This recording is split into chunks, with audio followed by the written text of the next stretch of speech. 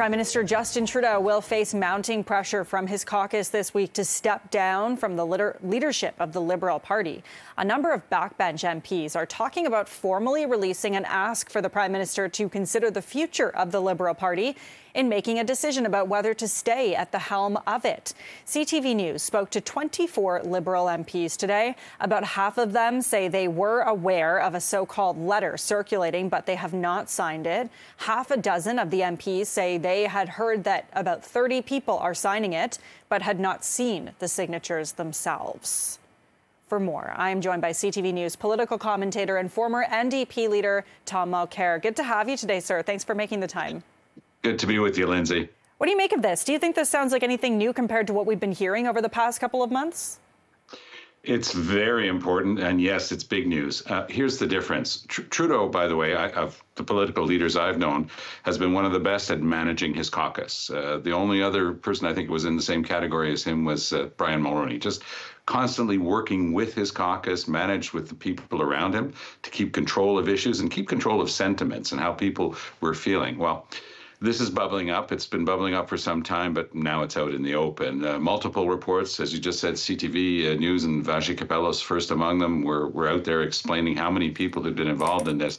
And there is a letter circulating. They're being careful, not even allowing copies of it to be made. There's one letter, original signatures, and it's to present to Trudeau.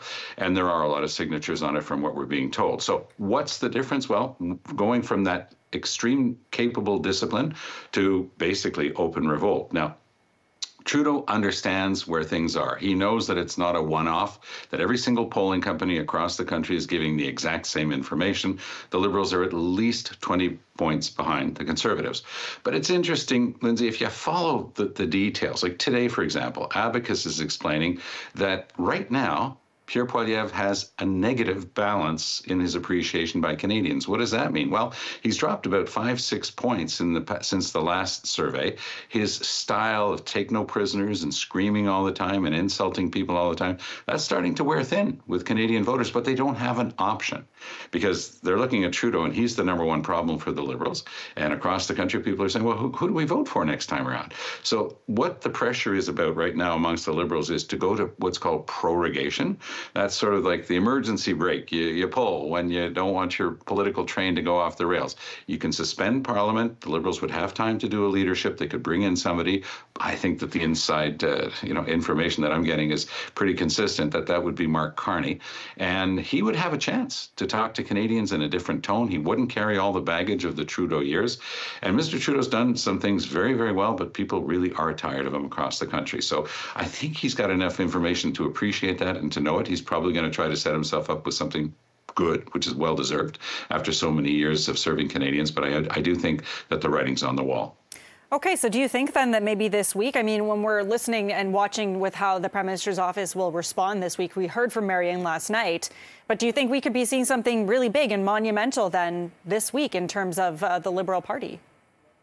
Well, don't forget, it's break week, right? You come off the Thanksgiving weekend, the Monday's off. Parliamentarians get to go home and be with their families like everybody else, be in the ridings for a week.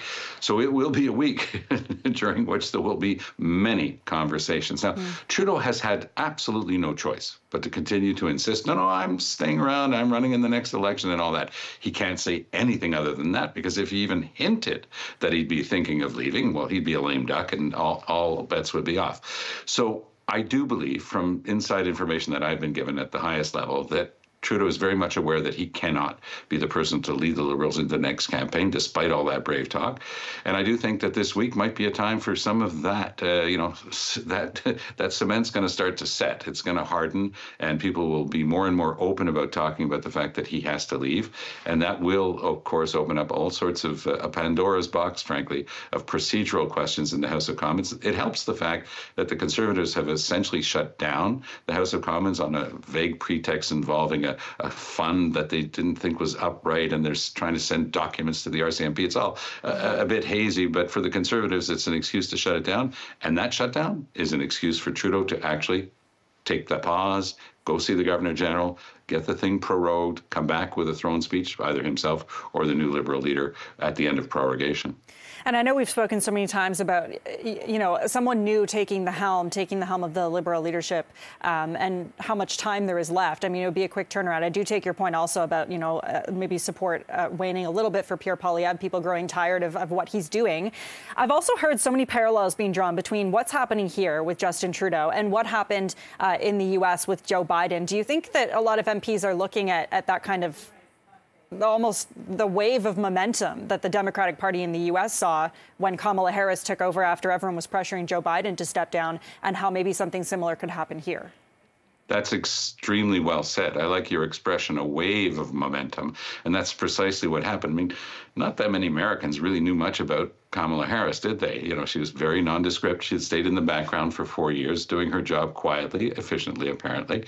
But the minute people finally persuaded Biden to step aside, boom, massive fundraising, massive support, tons of volunteers, an exciting campaign, neck and neck with Donald Trump. Who would have thought that? And yes, Trump was well on his way to completely obliterating the Democrats under Biden. Their whole campaign was structured around fighting against Joe Biden. And you'll notice something very interesting.